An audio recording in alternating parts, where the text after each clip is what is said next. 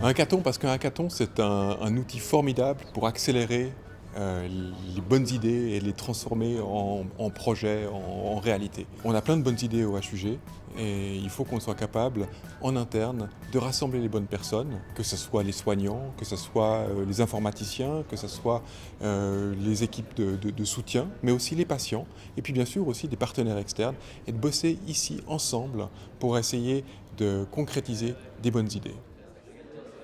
Moi, j'ai vu le hackathon d'abord par curiosité et en fait, je le vois fonctionner comme un incubateur à idées.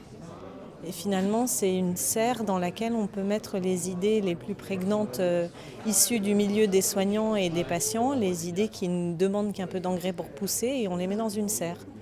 Et nous, on sert à ça, on est jardinier d'idées pour pouvoir promouvoir les idées les plus proches du terrain et les plus efficaces. On fait un circuit court en fait. Un circuit court avec comme point de départ le centre de l'innovation des HUG. Un lieu d'effervescence tourné vers l'avenir, au cœur du nouveau bâtiment Gustave Julliard. Le premier hackathon des HUG est un rendez-vous qui s'inscrit dans une démarche globale d'innovation initiée par les hôpitaux universitaires de Genève. C'est un outil d'une plateforme qu'on appelle le centre de l'innovation, qui est le résultat du plan stratégique des HUG. Donc vraiment, chacun doit pouvoir contribuer à faire mieux dans les hôpitaux. Chaque bonne idée doit être prise au sérieux, doit être accélérée, doit être poussée.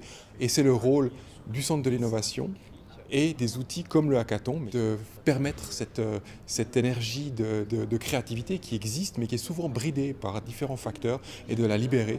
Et c'est ça qu'on essaie de faire ici aujourd'hui. Le premier hackathon des HUG est le résultat de 2 précédents hackathons organisés au CERN et au campus Biotech, 2 rendez-vous en 2015 et 2016 qui auront aussi permis la création de ce rendez-vous unique désormais au centre de l'innovation des HUG. De ces 2 hackathons, il y a 2 projets importants qui sont sortis, mais on s'est dit, essayons de vraiment en faire quelque chose qui attire et qui mobilise les collaborateurs des HUG. Pour ça, on s'est dit, il faut qu'on le fasse en français. 2, si on veut que ce soit pertinent et qu'on travaille véritablement sur des problèmes qui sont des problèmes des HUG, il faut être dans les HUG. Mon travail s'est beaucoup axé sur la question de l'analyse des besoins, parce que finalement, il n'y aurait rien de pire que de mettre de l'énergie à quelque chose qui n'est pas bien défini dans la mesure des besoins. Donc l'analyse des besoins, elle passait par le fait d'aller rencontrer les collaborateurs, soignants, médecins, infirmiers. Et la question qu'on a décidé de leur poser, c'est quoi votre outil rêvé? L'outil de rêve. De quoi avez-vous rêvé depuis des années? Qu'est-ce qui vous manque maintenant? Du rêve à une réalité à inventer, nouveaux objets, nouveaux process, une démarche créative pour répondre aux problématiques des HUG. On avait besoin de ce retour des soignants qu'on a eu et également on avait des soignants des HUG qui nous ont permis d'avoir des accès au système et qui connaissaient le système. Et on a aussi des personnes dans l'équipe de développement qui travaillent au HUG et qui avaient aussi des facilités d'accès et de prise en main des outils des HUG. Alors, très clairement, moi j'ai la chance d'avoir apporté un défi et ensuite d'avoir des jeunes très compétents qui bossent sur le défi.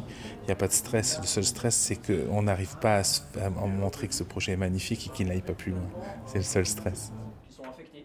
Ça crée des émotions, ça crée une énergie, ça donne une envie qui doit être contagieuse.